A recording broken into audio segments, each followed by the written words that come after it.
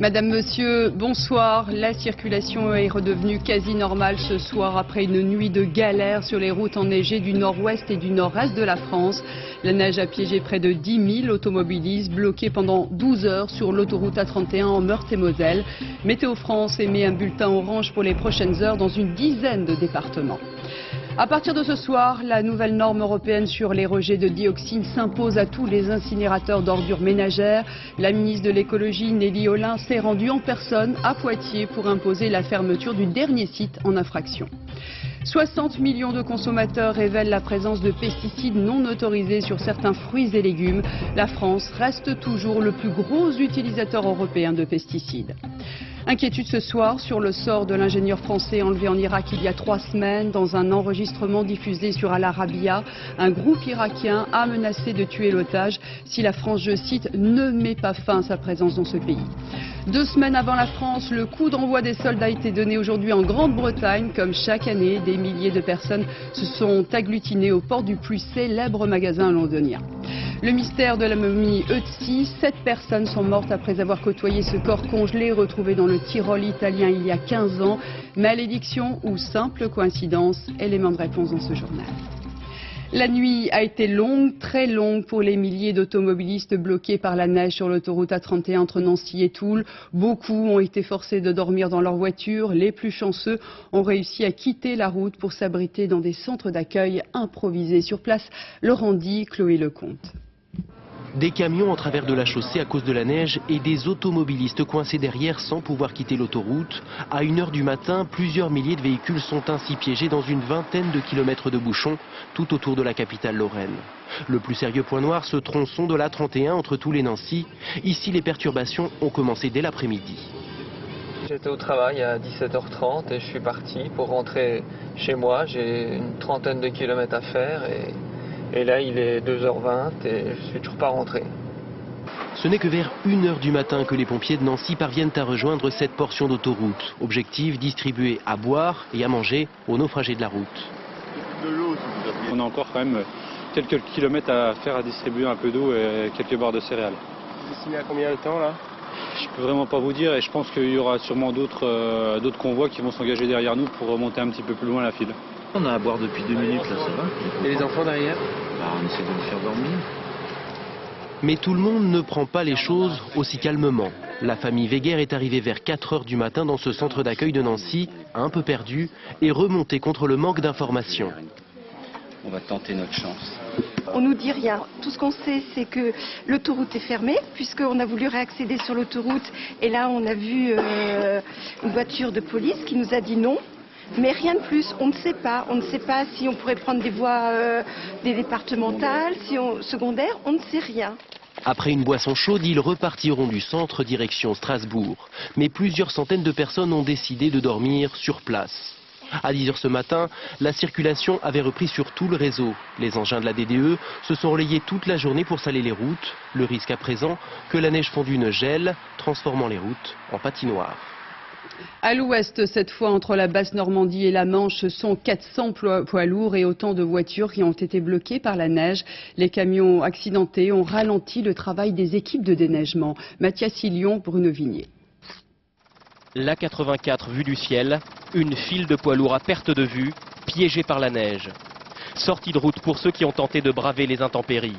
Bloqués ici toute la nuit dernière, les chauffeurs de ces camions ont au moins eu la chance de dormir au chaud dans leur cabine. Aucune information, bloqué hier après-midi depuis 16 h et j'ai dû arriver à faire à peu près 10 km depuis hier après-midi. On a bien dormi quand même. Mais c'est les pauvres gens qui étaient dans les voitures, avec les enfants et tout ça, c'est emmerdant. Plusieurs centaines de vacanciers qui revenaient de Bretagne ont ainsi été piégés dans leur voiture. Pour lutter contre la température négative, des couvertures chauffantes leur ont été distribuées. Je suis frigorifié, je sais pas ce que je suis impatient, je sais pas ce qui va se passer, je sais pas dans combien de temps on va repartir, je sais pas si je vais passer la nuit là. Avec la neige qui tombe de nouveau, je crois qu'on s'est très mal parti là. Si vous voulez allonger vos enfants, couverture, lit pour l'instant, on va s'agrandir après. Malgré la neige, certains ont eu la chance d'atteindre cette salle municipale, ils ont pu dormir au chaud. D'autres ont trouvé refuge dans cette station-service. Enfants, personnes âgées, Des dizaines de familles ont passé la nuit dernière ici, assis pour la plupart. Quand j'ai vu cette station, j'ai donc pris la station parce que je me suis dit, si je m'embarque sur Caen, je vais rester en pleine nature. Et donc j'ai bien fait parce que j'ai mon manque il y a 93 ans quand même. Mais bon, donc ça nous a permis d'être au chaud un petit peu quand même. Vers midi, la délivrance. Je veux pas de demi-tour, j'en ai marre, je veux un lit, je veux un lit, je veux un lit. Les naufragés de la 84 ont enfin pu reprendre la route, après 18 heures de galère pour certains. Les autorités locales reconnaissent elles-mêmes la lenteur du dispositif pour débloquer la situation, une lenteur qui s'explique par un défaut d'équipement des autoroutes, mais aussi par un manque de discipline de la part de certains automobilistes. Loïc Delamornay, Lionel Langlade. De longues heures d'attente dans le froid, l'exaspération qui monte. Dès hier soir, la polémique pointe le bout de son nez. On n'a pas vu une saleuse, on n'a pas vu un gars de la DDE. C'est quand même grave, non? Depuis ce matin, c'est comme ça. Personne, zéro. À la cellule de crise, cet après-midi, on tentait de comprendre le blocage. La fermeture de l'autoroute a été décidée dès 16h30 hier soir, mais les autorités assurent qu'avec la meilleure volonté du monde, il faut au moins 2 heures pour que le dispositif soit efficace. Délai incompressible, nous dit-on, durant lequel d'autres automobilistes se jettent dans le piège. Deuxième problème, l'incivilité de certains impatients du volant. Les bandes d'arrêt d'urgence étaient saturées, résultat, salles et secours ont été bloqués. Mais les usagers se sont aussi plaints du manque d'informations. Pas d'annonce radio et pas de panneaux lumineux. Il ne doit pas y avoir de relais sur cette portion d'autoroute et donc le message n'a pas pu être diffusé par Autoroute FM. Et les bandeaux d'information sur l'autoroute? Alors les bandeaux d'information, nous n'en avons pas dans la Manche. L'explication est simple. Contrairement au reste du réseau dans la région, cette portion d'autoroute est publique et l'État n'y a pas consacré de budget suffisant. Autre polémique hier sur les autoroutes nancéennes bloquées. Pourquoi ne pas avoir instauré d'itinéraire de délestage par le biais des routes secondaires ? Plutôt que de laisser les gens aller s'égarer dans des endroits où on ne pourrait pas leur porter assistance si jamais ils avaient un problème, on préfère les laisser sur le réseau principal où on peut mobiliser des moyens en cas d'urgence. Restent d'autres difficultés techniques. Le salage, par exemple, n'est plus efficace dès moins 4 degrés, un froid largement atteint la nuit dernière. Des chutes de neige qui touchent également les centres-villes. Image ici de Saint-Étienne. Plusieurs centimètres sont tombés sans perturber, vous le voyez, la circulation. Ce soir, Météo France émet un bulletin de vigilance orange pour une dizaine de départements avec des averses de neige et du verglas. Prudence si vous devez circuler en Haute-Normandie, en Bourgogne, dans l'Allier, l'Aube, le Calvados, la Loire, la Manche, le Puy-de-Dôme et le Rhône. Et puis à Paris, la préfecture de police demande aux automobilistes de différer, s'ils le peuvent, leur déplacement en raison des routes verglaçantes. Nos voisins européens connaissent les mêmes intempéries, des centaines de trains bloqués, retard dans les aéroports, circulation paralysée. C'est la Grande-Bretagne qui est la plus touchée. Christian Autain. L'Est du Royaume-Uni s'est réveillé ce matin sous un épais manteau neigeux. Une couche de 15 cm d'épaisseur par endroit et des températures glaciales. Cette vague de froid brutal a pris tout le monde de court. C'est un cauchemar, un véritable cauchemar. Il suffit d'un peu de neige pour que tout soit paralysé. Les routes verglacées ont piégé de nombreux véhicules et provoqué des accidents. Face à cette situation, les autorités ont appelé les automobilistes à limiter au maximum leurs déplacements. Des centaines de trains ont été bloqués, des matchs de foot reportés. En Grande-Bretagne, les intempéries ont désorganisé toute l'activité économique. Selon les prévisions, les chutes de neige devraient s'étendre au nord du pays et la vague de froid pourrait durer plusieurs jours. L'Allemagne, déjà recouverte de neige depuis lundi, a subi de nouvelles chutes la nuit dernière. Le nord du pays a été le plus touché, avec des allures de village de montagne, pour la plus grande joie des enfants. En fait, c'est toute l'Europe qui grelotte. Ainsi en Espagne, les régions de Pampelune et Saint-Jacques-de-Compostelle ont subi les premières attaques de l'hiver. D'épaisses plaques de glace ont transformé la chaussée en patinoire par endroits. De nombreux cols étaient infranchissables, sans équipements spéciaux. En France, cette vague de froid a fait une première victime. Un SDF âgé d'une quarantaine d'années a été retrouvé mort dans sa voiture. C'était hier à Lyon. Le froid n'épargne aucune région. Le plan hiver est à nouveau renforcé. 79 départements sont désormais placés au niveau 2, le niveau grand froid. 5 départements restent au niveau 3, froid extrême. Ces départements ont débloqué des moyens supplémentaires pour faire face à l'urgence. C'est le cas de l'Aveyron. À Rodez, par exemple, la population a commencé à s'organiser. Reportage Isabelle de Lyon, Nicolas Auer. Des températures qui restent en dessous de zéro ont justifié le déclenchement du plan Grand Froid dans l'Aveyron. Pour cette ESDF qui loge dans un fourgon, ça ne changera rien. Le problème, c'est que l'État n'est pas assez isolé pour le froid. Et dedans, ça caille. Le chauffage disparaît. Je gaspille mon propane tant que je peux et j'arrive pas à me chauffer correctement. Personne ne doit rester à la rue. Toutes les associations se mobilisent. Quand les foyers sont complets, le SAMU social trouve des chambres dans des hôtels. C'est ainsi qu'Éric a pu se loger. Est-ce que le froid aggrave votre situation? Non, au contraire. C'est plus facile parce que les gens font plus attention à nous. Ça, c'est vrai, parce qu'en temps ordinaire, ils ne nous calculent pas. S'ils nous calculent, mais certains, pas beaucoup. Mais quand il fait très froid, oui, beaucoup plus. Le froid provoque la déshydratation et les médecins recommandent de boire souvent, du chaud bien sûr. Mais le principal risque est indirect, l'intoxication au monoxyde de carbone, quand les chaudières défectueuses envoient des gaz mortels dans des maisons entièrement calfeutrées. Il faut conserver sa ventilation de maison, il faut augmenter le chauffage, se couvrir un petit peu plus, mais certainement pas fermer les aérations et la circulation de l'air. Pour l'instant, cependant, aucune situation critique, d'autant plus que le froid a été beaucoup moins vif que prévu. -5 ce matin, les Aveyronnais ont connu pire. J'ai déballé en 85, mercredi, -28 le matin, -20 à midi devant la préfecture. Maintenant, à peine, ça fait peur aux gens, quoi. Conçu pour les sans-abri, le plan Grand Froid restera maintenu jusqu'au redout, annoncé pour vendredi. Et à cause de la neige et du froid, on a enregistré 1 à 2 heures de retard sur les TGV de la ligne Paris-Lyon-Marseille. La SNCF a décidé par mesure de précaution de ralentir les trains afin d'éviter d'endommager le matériel.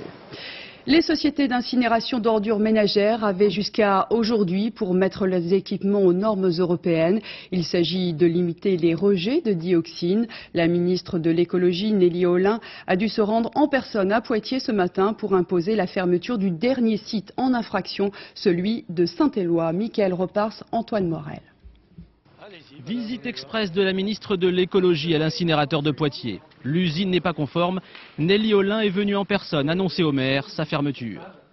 On ne peut pas prendre de risques et vous êtes élu local depuis des années, vous le savez aussi bien. Il n'y a pas de raison qu'il y ait des risques graves. Bon, mais il n'y a pas de raison qu'il n'y en ait pas non plus. Des travaux ont déjà été réalisés ces dernières années, mais ça n'est pas suffisant. Il reste encore des améliorations à apporter à la cheminée. Il faut aussi installer des capteurs afin de mesurer en permanence la qualité de l'air. C'est le seul aujourd'hui qui ne soit pas en conformité totale avec la réglementation. Puis je rappelle que quand même 5 ans c'est une longue période et qu'il y avait le temps de le faire. Voilà. Le maire de Poitiers vit cette décision comme un procès. La fermeture va coûter cher. La déchetterie fournit aussi du chauffage aux particuliers. La communauté de communes perdra 400 000 € par mois. Je pense que quelque part, que peut-être quand on n'a pas les moyens de faire appliquer une politique d'ensemble, on fait un coup et ça laisse croire qu'on agit, mais j'en sais rien. Avec l'incinérateur à l'arrêt, un autre problème se pose. Que faire des déchets? Chaque année, l'usine brûle plus de 50 000 tonnes d'ordures ménagères des 125 000 habitants de la communauté d'agglomération. La seule solution, transférer les déchets dans des décharges. Cette solution fera en sorte que ce centre d'enfouissement technique qui sera choisi va se remplir un peu plus vite que prévu. Les capacités de tels centres ne sont pas extensibles, on le sait bien, d'autant que quand il s'agit de les agrandir ou d'en créer de nouveaux, la population en général rechigne. La décision de fermer l'usine a surpris tout le monde. C'est un véritable coup de massue pour les salariés qui n'ont pas souhaité s'exprimer. La fermeture sera effective dans un mois. Et seules 2 usines situées en région parisienne ont obtenu une dérogation parce qu'elles alimentent en chauffage une population très importante. C'est le cas des sites de Sarcelles et d'Issy-les-Moulineaux que vous voyez sur ces images. Le préfet des Hauts-de-Seine a décidé de réquisitionner l'usine pour ne pas priver de chauffage 5000 logements, plusieurs sièges d'entreprises et des établissements scolaires. Cette réquisition se poursuit jusqu'au 28 février, le temps de se doter de nouvelles chaudières. Au total, en France, sur 128 incinérateurs, 96 fonctionnent actuellement parce qu'ils sont aux normes. La gestion des poubelles est un vrai casse-tête pour les autorités. On estime que chaque Français produit, entre guillemets, chaque jour 1 kilo de déchets ménagers. Laurence Decherf, Gilles Jacquier. Brûler pour éliminer. Depuis 1960, les incinérateurs ont fleuri sur l'Hexagone pour atteindre 300 installations en 1997. Aujourd'hui plus grosses, elles ne sont plus que 128 et doivent se conformer aux nouvelles normes européennes. 5 sont encore non conformes, 2 viennent d'être arrêtés définitivement, 7 partiellement et 18 provisoirement pour travaux. En 40 ans, elles ont pollué l'atmosphère, recrachant de nombreux polluants comme des métaux lourds et surtout de la dioxine, qui se fixe dans les graisses animales et qu'on consomme à travers le lait, la viande ou les œufs. La dioxine, c'est une molécule très dangereuse. Il y a des analyses, des études qui ont été menées en France, notamment autour de l'incinérateur de Besançon, qui prouvent clairement que plus on est sous le vent de l'incinérateur, plus on a de chances d'avoir certains types de cancers. Aujourd'hui, 40% de nos déchets sont incinérés, la même proportion va en décharge. Des décharges encore plus polluantes, comme celle d'Entresaint, près de Marseille. Fin 2006, seules les ordures non traitables y seront acceptées. En France, 20% des déchets de notre poubelle sont recyclés ou compostés. Peut mieux faire. On a 80% que l'on sait traiter par des filières propres aujourd'hui et 20% qui nécessitent une mise en décharge. Donc on peut très bien se passer de l'incinération sans aucun problème et inverser la tendance. Chaque habitant produit 360 kg d'ordures, soit une poubelle de 3 étages chaque année. Plus de 21 millions de tonnes pour l'ensemble des Français, 2500 fois le poids de la Tour Eiffel. Une poubelle qui ne cesse de grossir et à qui il faudrait tout simplement imposer un régime amincissant. Au moment où les campagnes de promotion invitent les Français à consommer plus de fruits et de légumes, une étude de 60 millions de consommateurs révèle que ces végétaux contiennent toujours des pesticides. Certains sont même interdits. La France reste toujours le premier pays européen utilisateur de pesticides. José Blanc-Lapierre, Alain Locasio. Tout beau, tout frais, mais pas seulement nourris d'eau fraîche et d'air pur. Leur bonne mine, ces légumes la doivent aussi à de bonnes doses d'engrais. Une enquête publiée demain montre que les fruits et légumes, une fois dans notre assiette, portent encore les traces de ces traitements chimiques. Des traitements dont certains sont interdits et retrouvés dans des échantillons de salades, raisins, épinards, pêches, carottes. Plus inquiétant encore, plusieurs molécules chimiques différentes ont été retrouvées dans des poires, du raisin et de la salade. Sur 150 échantillons analysés en laboratoire, 6,5% sont hors normes. Des dépassements qui viennent s'ajouter à ceux que l'on trouve déjà dans l'air et dans l'eau, et c'est bien ce qui inquiète les auteurs de l'étude. Cet effet aussi cumulatif de résidus de pesticides, de contamination par les pesticides, ça c'est un phénomène dont on commence à prendre conscience et dont on commence à étudier les effets sur la santé humaine. On connaît l'impact des pesticides sur la santé, mais pour l'instant seulement au niveau de ceux qui les utilisent, c'est-à-dire les agriculteurs. Pour les consommateurs, faute d'études, la méfiance est de rigueur. Si on dépasse le taux, c'est sûr qu'il y a un risque. Et quel est le risque? Alors, le risque va être celui de développer des pathologies qui sont favorisées par les pesticides, certains cancers, la maladie de Parkinson, des troubles de la fertilité. Faute de certitude scientifique, les médecins rappellent que la meilleure précaution reste encore de bien laver, éplucher et faire cuire ces légumes qui sont pourtant indispensables à notre santé. Nouvelle manifestation aujourd'hui à Paris des médecins étrangers qui ne possèdent pas de diplômes européens. À ce jour, 6000 praticiens continuent à exercer en France avec un statut précaire et des salaires souvent bas. Laetitia Legendre, Nicolas Luizet. Sous les blouses blanches, le blues. Celui des médecins diplômés d'un pays étranger à l'Union européenne, mais qui exercent en France. Ils s'estiment sous-payés. Certains ont été naturalisés français, cela n'a pas suffi. Aujourd'hui, ils demandent un traitement égal à leurs collègues diplômés en France. On est quand même considérés comme ce qu'on appelle des bouches-trous. Ça veut dire qu'on est là pour assurer un service égal et de la même façon que nos collègues. Et on est entre 30 et 50% moins cher que nos collègues. On a toujours peur parce qu'on n'est pas inscrit à l'ordre et jour au lendemain, changement de directeur d'hôpital ou changement de chef de service, on risque de sauter. Ils sont 6000 dans ce cas en France. À 43 ans, Yannick Daoudi, médecin assistant dans un service de pneumologie, enchaîne les gardes, cumule les CDD. Cela fait 15 ans qu'il exerce en France, mais parce qu'il a obtenu son diplôme de médecine générale à Alger, il n'a pas le même statut que ses collègues. Une injustice pour lui. J'ai mes malades, je suis dans une autonomie totale et parfaite. Je demande des examens, je lis des radios, je fais des fibroscopies. Sans ces praticiens, de nombreux hôpitaux qui peinent à recruter connaîtraient de graves dysfonctionnements. De son côté, le ministère de la Santé a promis de recevoir leurs représentants avant la fin du mois de janvier. À noter que FO a décidé de ne pas signer le projet d'accord sur l'assurance chômage, tout comme la CGT. 3 syndicats se sont dit favorables au projet et devraient permettre de valider l'accord du 22 décembre dernier. Vous avez jusqu'au 31 décembre pour aller chez votre notaire et faire une donation à vos enfants ou à vos petits-enfants. Le dispositif prévoit un don maximum de 30 000 € par bénéficiaire, exonéré de droits de succession. L'objectif est d'accélérer la transmission du patrimoine et de relancer la consommation. Cyrilza, Valérie Lucas.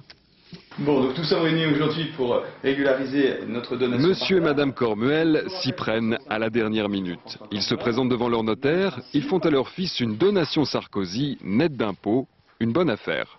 Ah, tout à fait, oui, c'est une opportunité réelle de faire un don à notre fils. L'opportunité de finaliser une acquisition immobilière d'un studio, un logement en fait. Car depuis juin 2004, on peut transmettre aux enfants et aux petits-enfants, à défaut aux neveux et nièces, un don pouvant s'élever jusqu'à 30 000 €. Au mois de novembre, on comptait 900 000 donations de ce type. Au 31 décembre, la barre du million pourrait être franchie. Petite obligation après le notaire, passer au centre des impôts pour régulariser. Un formulaire suffit. Ça, c'est des dépôts, des déclarations exceptionnelles, ce qu'on appelle les dons Sarkozy. Est-ce qu'il y en a beaucoup plus ce mois-ci que les autres mois? Bien regardez. Le carton est plein. 2 fois plus que le mois dernier. Depuis plusieurs jours, la fréquentation a explosé, les bénéficiaires ou les donateurs se bousculent. Ils viennent s'acquitter dans l'urgence de cette procédure. Je suis venu déposer un papier qui justifie un don que je fais à ma fille. Pas de panique toutefois, si les donations doivent obligatoirement être effectuées avant la fin de l'année, inutile d'antidater ces chèques. Un délai est prévu pour les formalités fiscales. Les habitués de la dernière minute auront jusqu'au 31 janvier 2006 pour déposer leur formulaire et bénéficier de l'exonération. Inquiétude ce soir sur le sort de l'ingénieur français enlevé en Irak il y a 3 semaines. Dans un enregistrement diffusé sur Al Arabiya, un groupe irakien peu connu a menacé de tuer l'otage si la France, je cite, ne met pas fin à sa présence illégale dans ce pays. Bertrand Coq. La vidéo diffusée ce soir par Al Arabiya constitue la première revendication, mais aussi la preuve que l'otage est toujours en vie. Bernard Planche, un ingénieur de 52 ans, a été enlevé le 5 décembre dernier, devant son domicile dans le quartier Mansour à Bagdad. Avant d'être emmené par plusieurs hommes armés, le Français s'était débattu, avait appelé au secours. Selon des témoins, il aurait été blessé à la tête par ses ravisseurs. Bernard Planche représentait en Irak une ONG semblable à celle-ci, spécialisée dans le traitement de l'eau potable. Une raison sociale mal définie, un profil un peu mystérieux, l'homme vivait seul, sans protection particulière, en dépit des mises en garde répétées de l'ambassade de France à Bagdad. Depuis sa disparition, les autorités françaises tentaient d'établir un contact avec ses ravisseurs. Le Quai d'Orsay qui doit gérer un autre dossier délicat, celui d'un Français détenu avec un ressortissant allemand depuis 1 mois en Iran. Aujourd'hui, des diplomates français et allemands ont pu leur rendre une deuxième visite. Les 2 hommes sont apparemment en bonne santé et bien traités. L'Iran leur reproche d'avoir pénétré illégalement dans une zone maritime iranienne. 3 Britanniques enlevés dans la bande de Gaza. Il s'agit d'un couple et de sa fille qui travaillent pour une organisation humanitaire. Pas de revendication pour l'instant, mais cet enlèvement intervient dans un contexte d'extrême tension à 1 mois des élections législatives palestiniennes. Correspondance Charles Anderlin. Scène de la vie quotidienne dans la bande de Gaza où l'insécurité est permanente. À Khan Younes, un groupe armé attaque le siège de la commission électorale.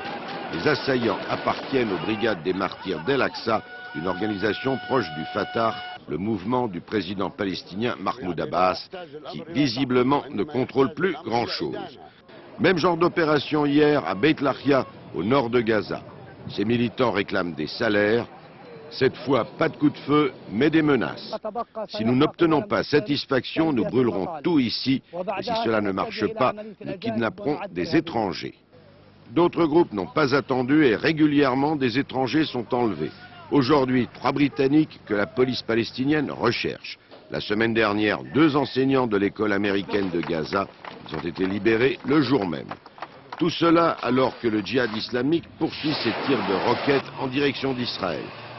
Des engins sont tombés sur une base militaire israélienne faisant 5 blessés légers et aussi à proximité de cette centrale électrique.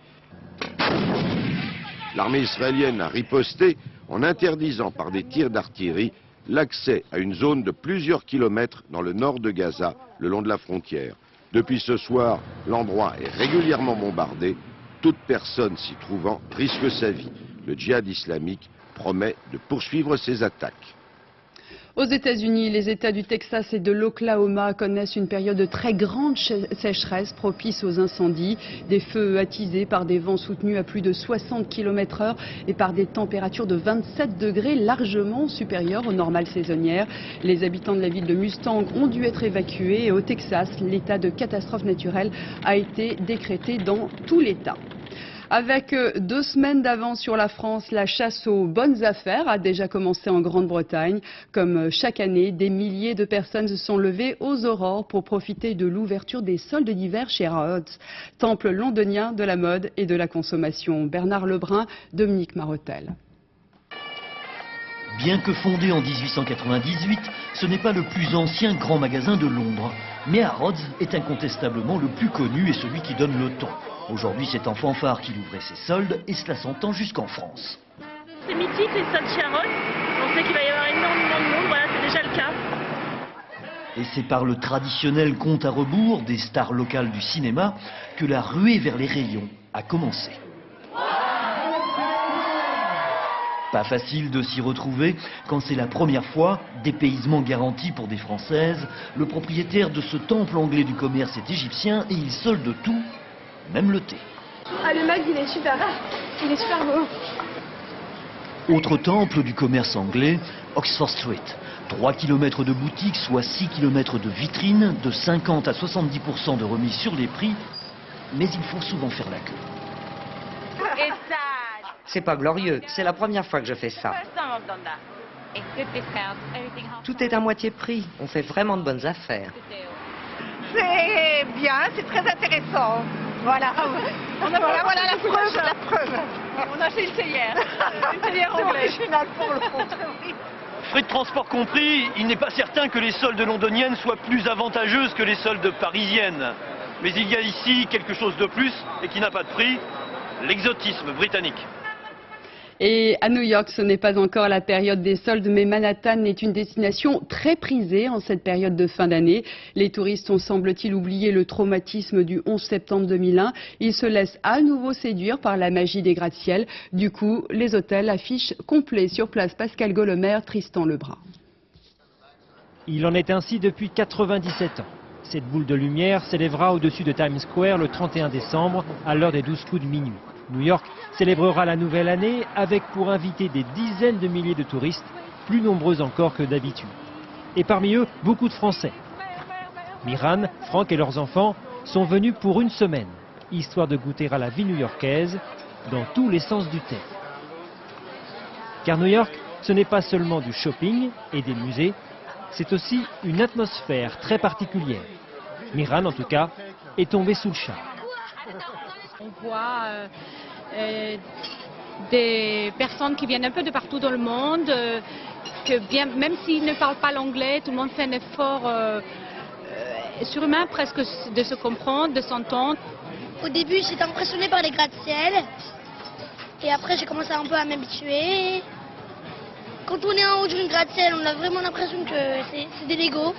Mais le charme de New York, ce n'est pas donné. Les hôtels affichent des taux d'occupation records et ils augmentent leurs prix. Cette semaine, rien n'est proposé à moins de 400 €.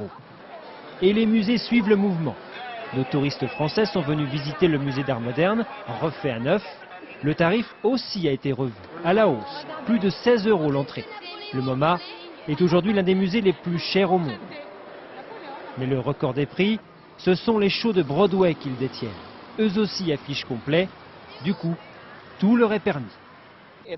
La plupart des touristes n'iront voir un show de Broadway qu'une fois dans leur vie, donc ils peuvent se permettre de dépenser jusqu'à 300 $ pour deux. Mais le spectacle est aussi dans la rue. Et celui-là est gratuit. Il suffit juste d'ouvrir grand ses yeux. Le mystère de la momie Otzi. 7 personnes sont mortes après avoir côtoyé ce corps congelé retrouvé dans le Tyrol italien il y a 15 ans.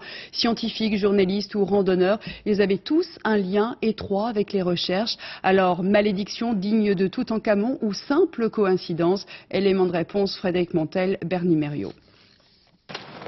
Réveillé à coups de pioche. Manipulé sans pincettes, emballé dans un sac plastique comme une vulgaire marchandise. L'homme le mieux conservé au monde, Otzi, 3300 ans, n'aurait pas apprécié de quitter son sarcophage de glace pour la table d'opération des savants. Car depuis 14 ans en Italie, on lui prélève de l'ADN, on lui retire des intestins. Coïncidence, ceux qui l'ont approché meurent mystérieusement. À commencer par Tom Loy. L'archéologue ne croyait pas aux fantômes, il est retrouvé mort à son domicile. Le touriste qui avait découvert le cadavre meurt de froid comme Otzi, seul, en pleine montagne. Parti l'aider, un secouriste décède d'une crise cardiaque. Et puis le chef de la mission scientifique, un archéologue, un guide de haute montagne, et même le caméraman qui avait filmé en premier Otzi, tous morts. 7 décès en quelques années. Pourtant, à y voir de plus près, les scientifiques ne croient ni au porte-bonheur, ni au porte-malheur. J'ai eu l'occasion de dégager des dizaines, voire des centaines de momies. Apparemment, je ne suis pas malade, mais vous savez, la vengeance est un plat qui se mange froid. Une vengeance froide dans un pays chaud, ça s'est déjà vu. 1923, Howard Carter ouvre le tombeau de Toutankhamon. Un an après, le mécène des recherches, Lord Carnarvon, est piqué par un moustique, il meurt de fièvre. À cet instant, au Caire, les lumières s'éteignent, une gigantesque panne de courant. Aussitôt naît la malédiction de Toutankhamon. Bien évidemment, les scientifiques ne croient pas un seul instant qu'un cadavre de plus de 3000 ans puisse tuer quelqu'un, mais poètes et romanciers fantasment encore. Lancement réussi ce matin du premier satellite envoyé dans l'espace pour tester le futur système de navigation européen. Ce système, appelé, vous le savez, Galileo, doit être opérationnel en 2010. Il doit permettre à l'Europe de gagner son indépendance face à la suprématie américaine du GPS, outil indispensable pour gérer le trafic aérien, automobile et maritime. Plus anecdotique, voici une autre conséquence du froid. Les civelles ne seront pas au menu des fêtes cette année. Ces jeunes anguilles se négocient à 400 € le kilo et à cause des températures très basses, leur pêche est quasiment impossible. Florence Griffon. Sale temps pour les pêcheurs, mais pas pour les civelles. Avec moins 8 degrés ce matin près de Bordeaux, les bateaux sont une nouvelle fois restés à quai. Cela fait 15 jours que le froid rend ces mini-anguilles impossibles à pêcher. Pour les professionnels, il y a anguille sous glace. Le poisson, en règle générale, quand il fait froid, ou il s'envase, ou il se met sous les feuilles ou sous le sable et il ne bouge pas, ou alors il circule mais que très peu. La rentabilité, elle s'exerce sur 6 mois. Hein. La civelle est un poisson qui nous permet de faire au minimum 60% de notre chiffre d'affaires. Donc c'est quand même une période faste pour nous. Les civelles, les voici pêchées l'an dernier, 60 mm environ, à peine 1 demi-gramme, une toute jeune anguille qui peut se vendre jusqu'à 900 € le kilo. Les Chinois en sont les plus friands. On comprend l'amertume des pêcheurs, surtout que ce devrait être actuellement la belle saison. Mais la nature a peut-être finalement sa logique. La civelle, espèce en voie de disparition, victime des braconniers, a peut-être trouvé en hiver un allié de choix. Et pour contraster avec le froid extérieur, petite pause flamenco au Théâtre des Champs-Élysées à Paris. Une chorégraphie créée par l'Andalouse Sarah Barras, entourée d'une douzaine de danseurs et de musiciens. Abdel Mostefa, Patrice Brugère. Oubliez Paris, vous êtes en Andalousie.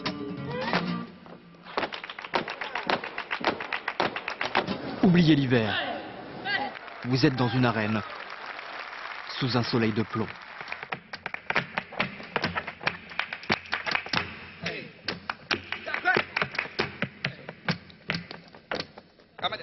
Oubliez-vous, foncez tête baissée dans le flamenco.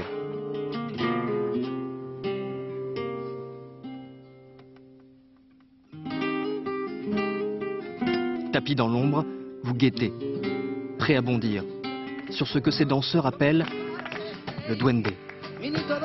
Cet instant de grâce, ces secondes d'exception.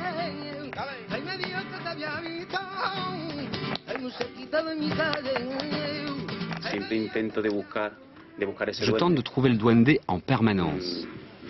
J'aimerais bien le trouver tous les jours, mais c'est impossible. Il faut la créer, cette magie. Comment rechercher ce duende, l'essence même du flamenco sur une grande scène? Impossible, répondaient les puristes. Comme si Sarah Barras, née à Cadiz, danseuse de flamenco à l'âge de 8 ans, avait trahi la tradition.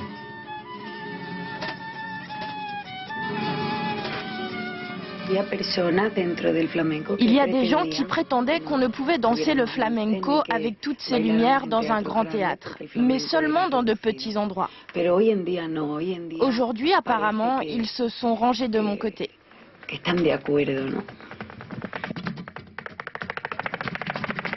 Depuis, Sarah Barras voyage avec son flamenco dans les théâtres du monde entier et elle espère bien un jour vous planter ses banderilles dans le cœur. Voilà, c'est la fin de cette édition. Merci à vous de l'avoir suivi. Tout de suite, la météo. Nathalie Riouet, 20h50, un épisode du Tuteur avec Roland Magdan. 1h, le dernier journal vous sera présenté par Jean-Claude Renaud.